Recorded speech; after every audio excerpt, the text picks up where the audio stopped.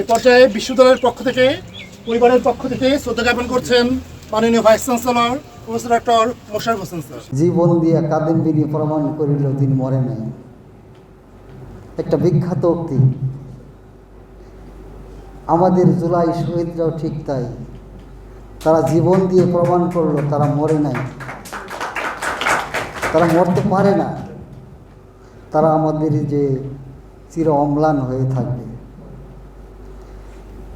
জুলাই যোদ্ধাদের সেই আত্মহতি আমাদের চলার পথকে সুগম করেছে।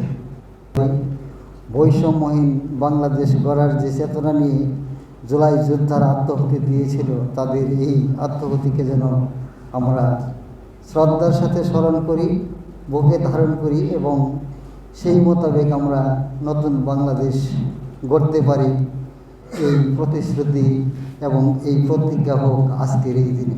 এই 24-এর আন্দোলনটা হয়েছিল একটি সার্বজনীন, সবার অংশগ্রহণে এবং সবার একই উদ্দেশ্য ছিল। প্রথম দিনে প্রথম এক সপ্তাহ ফ্যাসিস্টের যারা শাখা প্রশাখা তারাও কিন্তু এই আন্দোলনে শরিক ছিল, তারাও বুঝতে পেরেছিল যে আসলে আমাদের দেশে কী হতে যাচ্ছে। যখন দেখলো যে এক দফা এক দাবি, তখন একটা পক্ষ সরে গেল। অর্থাৎ আমরা যারা মাঠে থাকলাম তারা হলো এই নতুন বাংলাদেশের স্বপ্ন পূজারী, আর যারা চলে গেল তারা হলো সুবিধাবাদী। আমার সন্তানকে আমার বাসাতেই প্রমাণ দিতে হয়েছে সে আমার সন্তান নাকি আমি বাসায় রাখছি। আমার বাসার পাশে একটা ম্যাচ ছিল, 17 থেকে 18 জন শিক্ষার্থী সেখানে থাকতো। প্রত্যেকটা রুমে সন্ধ্যাবেলা বাইরে থেকে তালা দিয়ে আসতাম, আবার পরের দিন 8টা সাড়ে 8টার দিকে গিয়ে তালা খুলতাম। রাতের বেলায় টহল আসতো, পুলিশ আসতো।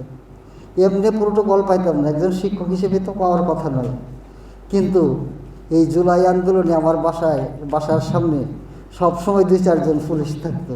আমি অত্যন্ত প্রটেক্টেড অবস্থায় ছিলাম।